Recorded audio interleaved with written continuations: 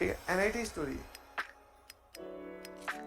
अच्छा, ragging waging की देखो, रैगिंग की कहानी तो नहीं है, क्योंकि एक्चुअली क्या हुआ, जिस कॉलेज में मैं गया था वहां पर मेरे ही साथ पढ़ने वाला एक लड़का था, वो पहले पहुंच गया था। मतलब मैंने ड्रॉप लिया तो मैं एनआईटी कुरुक्षेत्र पहुंचा, वो सीधा ही तैयारी करके, हाँ, तो वो पहले साल में ही पहुंच गया। तो जब मैं वहां पे फर्स्ट ईयर में गया तो मेरा जो सेकंड ईयर में दोस्त था, जिसको अपने क्लास 10 तक चढ़ी बड़ी जिसको बोलते थे, तो वही था वहां पर। तो मैं बहुत सारी रैगिंग से मैं तो वैसे ही बच गया। ठीक है, कोई भी काम होता मैं उसको जानता है क्या, हाँ मैं उसका भाई हूँ बोले बच गए। ठीक है, और ये शुरू में आपको जरूरत पड़ती है, जब आप कॉलेज में एंटर करते हो तो शुरू में मतलब initially 10-15 days when you are protected eggs, समझ में आया? जैसे मुर्गी अपने अंडों की रक्षा करती है ना, वैसे ही आपकी रक्षा करके रखी जाती है।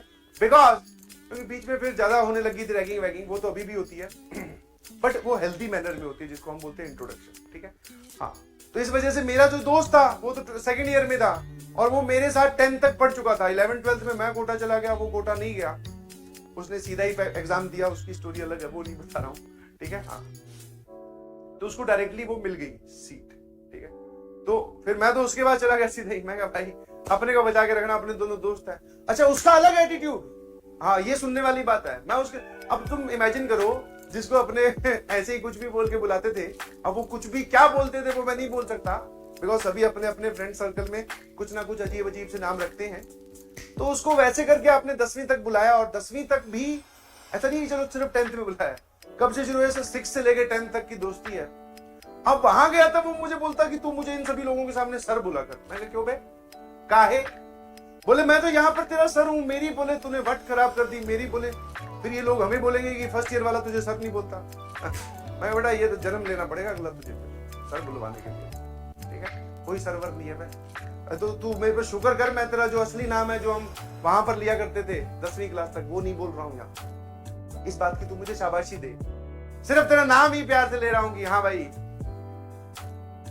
ठीक है, वरना वो नाम ले लूंगा तो इज्जत की तो बोले यहाँ पर इज्जत की तो बढ़िया से रोटी बन जाएगी और सेक और दूंगा दोनों तरफ से। समझ में आया?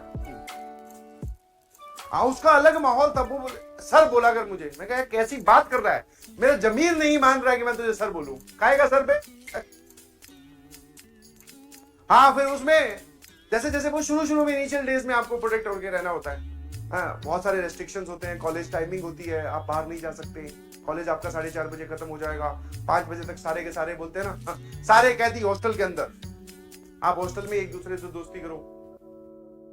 वैसे ही होता था। समझ में आया? बट जैसे जैसे आप थोड़ा सा आगे जाते हो, 1 महीना हुए, 2 महीने हुए, अच्छा उसमें भी कॉलिंग होती है। कॉलिंग मतलब आपको रात को फोन किया जाता है कि हाँ भाई मैं इस सीनियर का, मैं तेरे ब्रांच सीनियर बोल रहा हूँ, मैं तेरा पता नहीं कौन सा रीजन सीनियर बोल रहा हूँ। बोले तू राजस्थान का है तो मैं भी राजस्थान का हूँ। मैं फिर क्या करूं? उससे क्या हो, गाना सुनाओ। कैसी बात कर दी। और तुम्हें पता है गाना मैं कैसे सुनाता हूँ? ऐसा गाना सुनाया भाई साहब ने खुद ही बोले फोन काट दिया, कल मिलेंगे कैंटीन पे। मैं कहा ये हुई ना बात, और कैंटीन पे भी मिले तो ज्यादा कुछ नहीं। हाँ, क्योंकि थोड़ा सा आप अगर एटीट्यूड में रहते, वैसे तो नहीं रहना चाहिए, ठीक है, आराम से चिल करके रहो दोस्तों के साथ, सीनियर्स के साथ अच्छे से बना के रखो।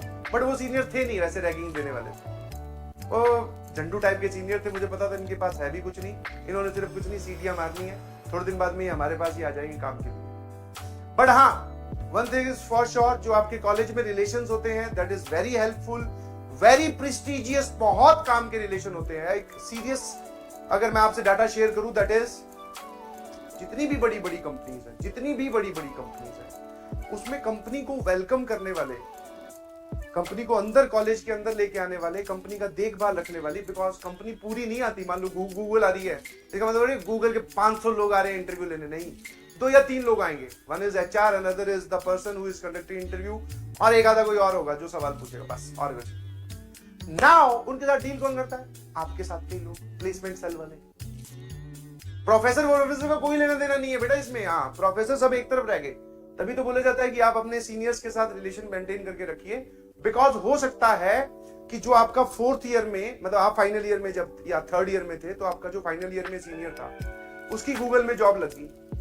अब अगले साल तुम्हारे कॉलेज में वही आ रहा है इंटरव्यू लेने, और तुम्हारे उसके साथ बढ़िया बन रही है। बिकॉज जिस कॉलेज में जाते हैं, जैसे मान लो कि गूगल में एक डिस्कशन हुआ कि we are going for the recruitment in NIT Kurukshetra, तो पूछेंगे कौन कौन है यहाँ पे एनआईटी कुरुक्षेत्र का, बोले ये है, चल भाई तू भी चल साथ में। तो अगर आपके साथ उसकी बनती है तो you are naturally selected, no need to do anything. एक पार्ट ये हुआ सीनियर के साथ बना के रखना। दूसरा, कॉलेज में सब लड़के लड़कियां मिलकर बच्चे ही डील करते हैं। प्रोफेसर्स का काम सिर्फ पढ़ाने तक है, आपको सिखाने तक है। प्लेसमेंट में जैसी कंपनी आई, मान लो गूगल ही आ रही है, तो कंपनी के 3 लोग आए, कल से इंटरव्यू लेंगे, आज रात को उनको गेस्ट हाउस में रुकवाना है, उसके साथ जो इंटरेक्ट कर रहा है, जब आपने इंटरेक्शन स्टार्ट कर दी तो आपका एक नेचुरल बॉन्ड बनना स्टार्ट हो चुका है। ऑल्दो ऐसा नहीं बोल रहा हूं कि सिर्फ जुगाड़बाजी के बेसिस पर ही आपकी नौकरी लग जाएगी, बट हाँ दिस हेल्प्स। हाँ, अगर कहीं पे 19-20 होता हुआ तो 19 वाले को 20 या 21 बना देते हैं वो, कि सर ये मेरा दोस्त है, इसका एक बार देख लीजिएगा प्लीज। कोई इशू नहीं, क्योंकि उनको तो लोग वैसे ही चाहिए, और वैसे भी वो उस एरिया में आ चुके हैं जहां पर ब्रिलियंट माइंड बैठे हैं, समझ में। ऑल्दो मैं ये नहीं बोल रहा हूँ कि उनके राउंड्स नहीं होते, बहुत सारे राउंड्स होते हैं, कोडिंग राउंड, ये राउंड, वो राउंड, बहुत सारे सवाल पूछते हैं, बट जो आपके रिलेशंस है with in the college, this helps. और कॉलेज में बच्चे ही बच्चे के काम आते हैं, प्रोफेसर का काम तो सिर्फ फाइन की पर्ची काटने के नाम होता है या फिर आके पढ़ाने के लिए, बस और कुछ। क्या मेरी बात समझ गए? तो कॉलेज में जब भी जाओ तो एक्टिवली, प्रोएक्टिवली पार्टिसिपेट करना, प्रोएक्टिवली। जितने भी ग्रुप्स हो सब में ऐड हो जाना, क्योंकि कुछ वाले से तो खुद ही बाहर निकाल देंगे वो। बोले सिंगिंग ग्रुप में आया, बोले गा के सुना, बोले चल बाहर। तो ऐसे आप बहुत सारे ग्रुप ज्वाइन करोगे तो बहुत सारों से निकल ही जाओगे। 2-4 ग्रुप में एक्टिव मेंबर बन के रहोगे, that will help, believe you. सब टाइप का डेवलपमेंट होगा। दोस्तों से बना के रखिए, सीनियर से बना के रखिए। हाँ, और ये जो रैगिंग वैगिंग तो नहीं होती है भैया, हल्की फुल्की इंटरेक्शन होती है। एक हीरो बन के जब हम सेकंड ईयर में पहुंचे तो जो फर्स्ट ईयर फ्रेशर जो आया तो वो वैसा ही था, शायद कुछ एटीट्यूड वाला। उसने कहा होगा कि हमारी कौन रैगिंग ले सकता है, और सीनियर हमारा क्या कर लेंगे। तो उस चीज को सोचकर वो बदतमीजी पर उतर आया, नहीं समझा।